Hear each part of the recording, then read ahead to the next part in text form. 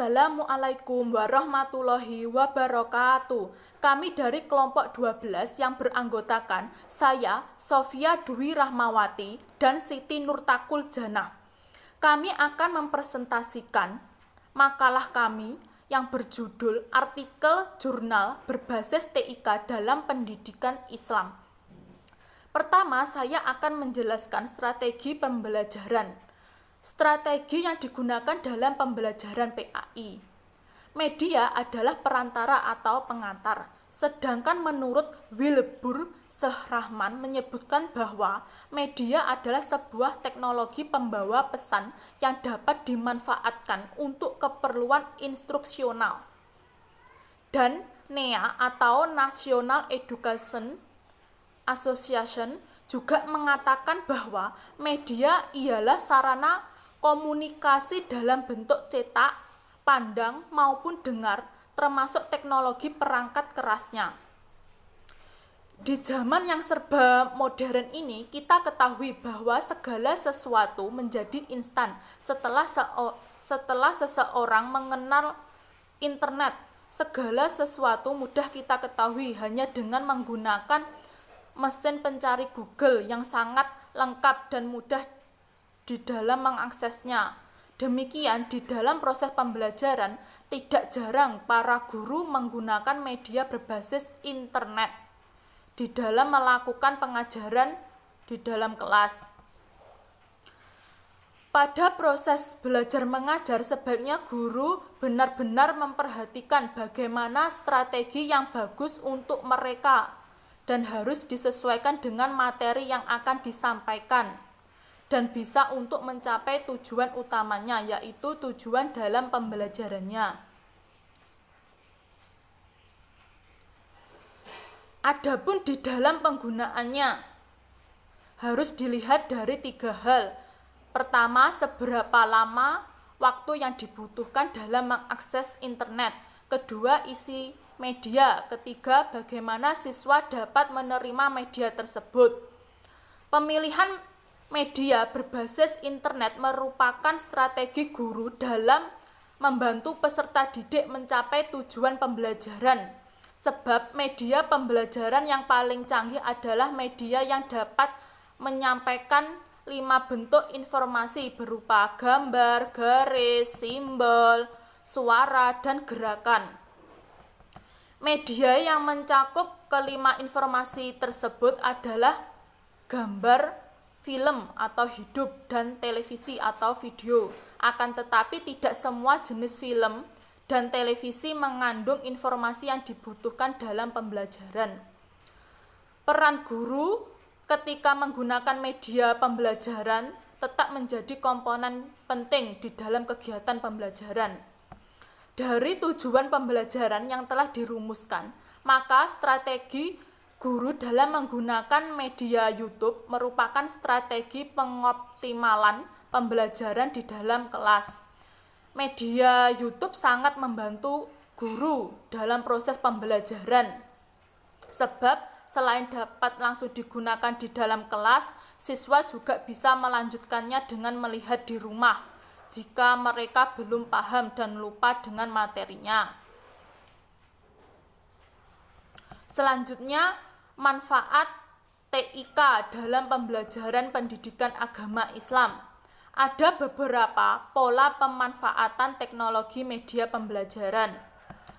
Pertama, pemanfaatan media dalam situasi kelas atau classroom setting. Dalam tatanan atau setting ini, media pembelajaran dimanfaatkan untuk menunjang tercapainya tujuan tertentu dan pemanfaatannya dipadukan dengan proses belajar mengajar dalam situasi kelas. Kedua, pemanfaatan media di luar situasi kelas. Pemanfaatan media pembelajaran di luar situasi kelas yang dapat dibedakan dalam 2 kelompok utama, yaitu pertama, pemanfaatan secara bebas. Pemanfaatan secara bebas ialah bahwa media itu digunakan tanpa dikontrol atau diawasi Pembuat program media mendistribusikan program media itu di masyarakat pemakai media baik dengan cara diperjualbelikan maupun didistribusikan secara bebas dengan harapan media itu dapat digunakan orang dan cukup efektif untuk mencapai tujuan tertentu. Sebagai contoh jenis pemanfaatan media seperti ini ialah pemanfaatan siaran radio pendidikan. Selanjutnya yaitu pemanfaatan secara terkontrol. Maksud dari media pemanfaatan secara terkontrol ini yaitu suatu rangkaian kegiatan yang diatur secara sistematis supaya bisa mencapai tujuan tertentu. Anggota kelompok diharapkan dapat berdiskusi bersama supaya bisa memecahkan suatu masalah, memperdalam pemahaman atau menyelesaikan tugas-tugas tertentu. Selanjutnya, hasil belajar mereka nanti akan dievaluasi. Nah, untuk pengevaluasiannya ini nanti akan membutuhkan alat evaluasi tersebut.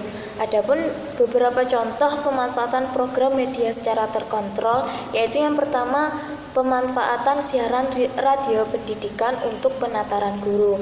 Yang kedua yaitu pemanfaatan media untuk mencapai ijazah persamaan SMA derajat di Amerika Serikat. Yang ketiga, pemanfaatan media secara perseorangan, kelompok ataupun massal. Yang keempat yaitu media dapat digunakan secara perorangan. Pembahasan selanjutnya yaitu faktor dari media pembelajaran pendidikan agama Islam. Yang pertama yaitu faktor YouTube dalam pembelajaran pendidikan agama Islam secara efektif. Ini kami review jurnal di mana peneliti melakukan penelitian di sekolah SMK Nurul Yakin di Sampang. Para guru memilih aplikasi YouTube ini karena menurut mereka sangat cocok digunakan dalam pembelajaran. Banyak keuntungan-keuntungan yang didapat dalam menggunakan aplikasi YouTube ini. Yang pertama yaitu mempermudahkan guru dalam menjelaskan suatu materi.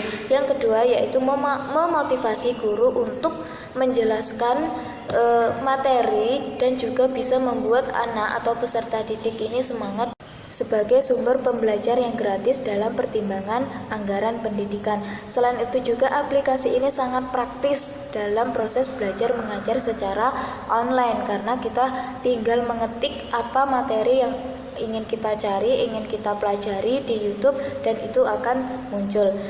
Di samping ada keuntungannya, pasti juga ada kelemahannya. Nah, kelemahan dalam menggunakan aplikasi YouTube ini yaitu banyaknya isi konten-konten untuk orang dewasa yang banyak disukai anak-anak. Di sini tugas guru yaitu harus bisa memantau anak-anaknya supaya tidak menyeleweng dari suatu permasalahan itu tadi, yaitu melihat konten-konten yang belum cukup umur.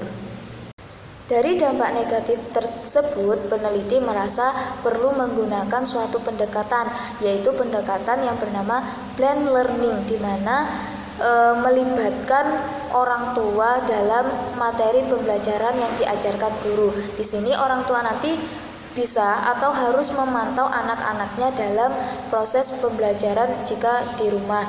Selain itu, menggunakan aplikasi ini tujuan utamanya yaitu siswa dapat memilih sendiri materi atau konten-konten yang sesuai dengan materi dari guru, sehingga membuat mereka tidak bosan, membuat mereka senang, motivasinya semakin meningkat, terus semangat dalam belajar.